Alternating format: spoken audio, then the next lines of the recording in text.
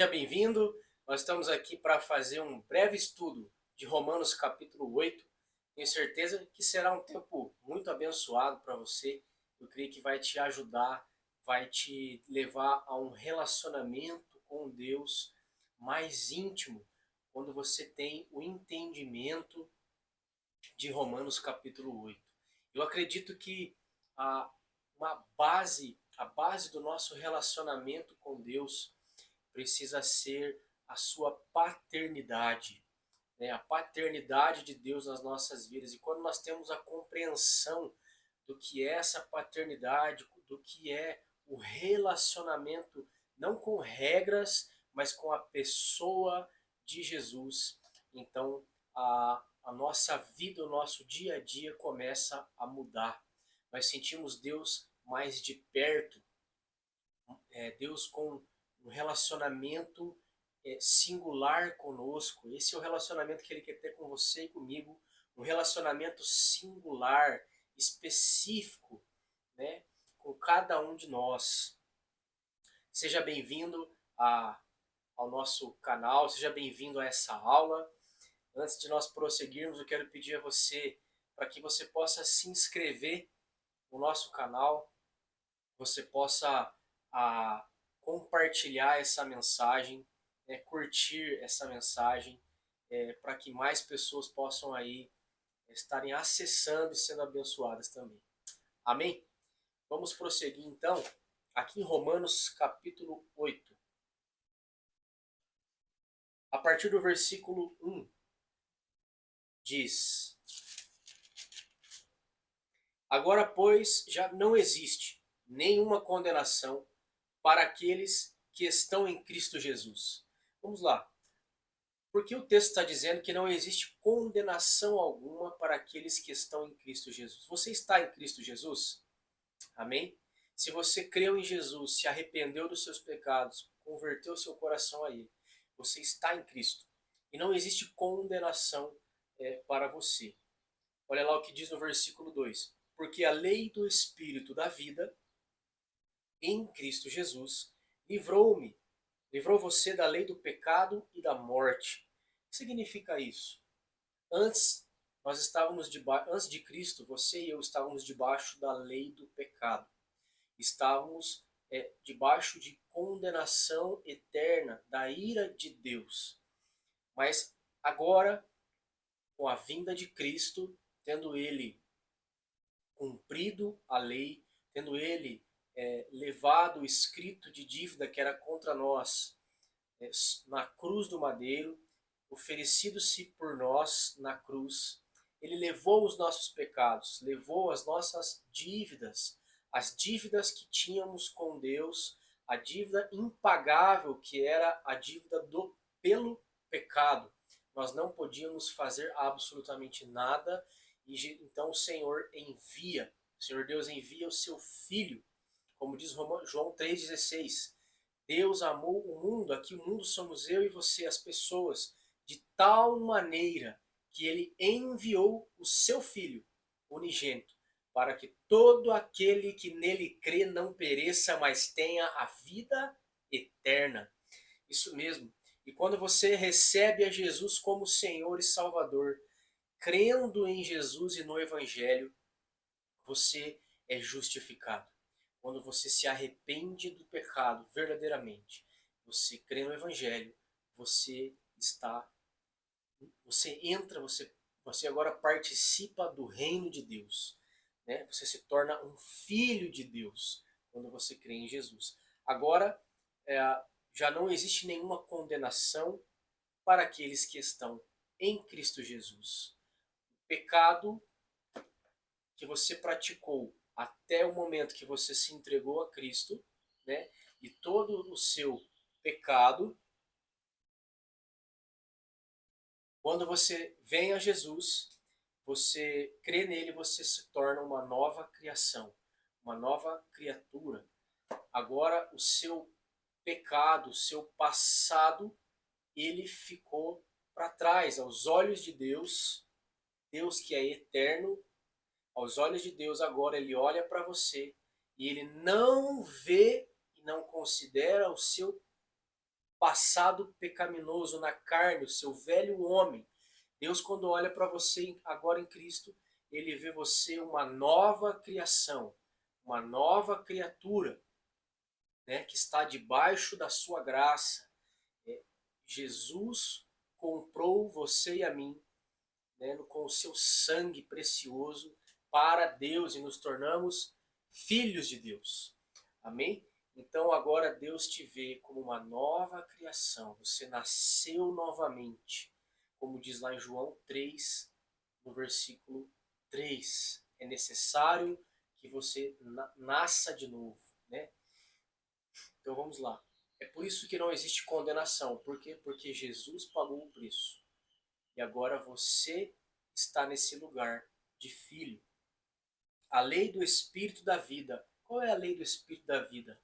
É a lei da graça de Deus. É a lei de Cristo, né? Quando nós agora vivemos e andamos debaixo do seu sangue, debaixo da sua graça.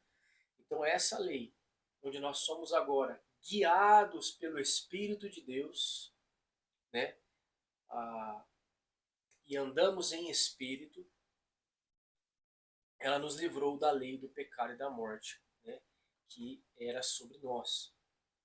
Vamos adiante, versículo 3. Porque aquilo que a lei não podia fazer, por causa da fraqueza da carne, isso Deus fez, enviando seu próprio Filho, em semelhança de carne pecaminosa e no que diz respeito ao pecado. E assim Deus condenou o pecado na carne. Olha só.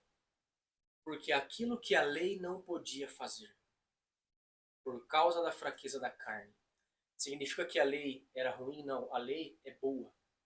Mas a lei não podia nos aperfeiçoar interiormente. A lei não podia transformar o coração do homem. Não podia mudar a mente e o interior de um homem, né?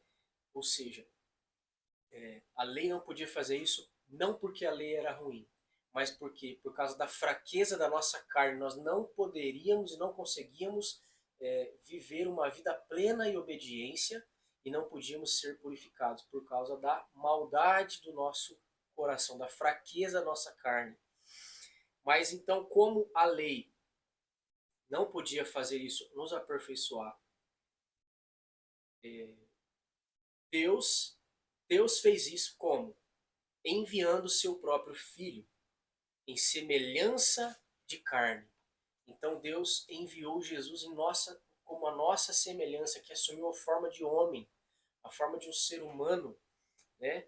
Em semelhança de carne pecaminosa e no que diz respeito ao pecado. E assim Deus fez o seu pecado e a ira do pecado cair sobre o seu Filho Jesus. Ou seja, ele estava ali assumindo o nosso lugar, né? A ira de Deus seria satisfeita ali em Jesus pelo pecado do homem. E assim Deus condenou o pecado na carne, olha lá. Mas foque aqui comigo, versículo 4. A fim de que a exigência da lei se cumprisse em nós, que não vivemos segundo a carne, mas segundo o Espírito. Agora, com a morte, ressurreição, né, de Jesus, a nossa dívida foi paga. Mas não apenas a nossa dívida foi paga na cruz, como quando Jesus ressuscita e Jesus ascende aos céus, e é isso que você precisa entender, ele sobe aos céus, então o Pai dá a ele o seu Espírito, e Jesus envia e derrama o seu Espírito sobre nós, para habitar em nós.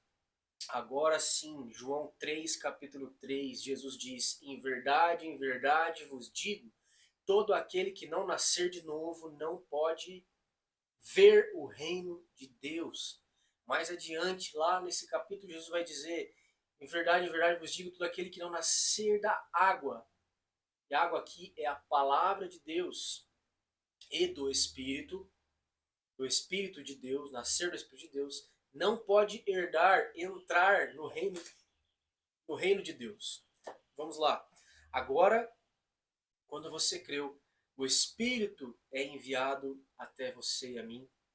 E agora o Espírito Santo sopra em nós e o pecado, ou melhor, o espírito que estava morto por conta do pecado, né? Porque a Bíblia diz, Romanos 6:23, que o salário do pecado é a morte, né?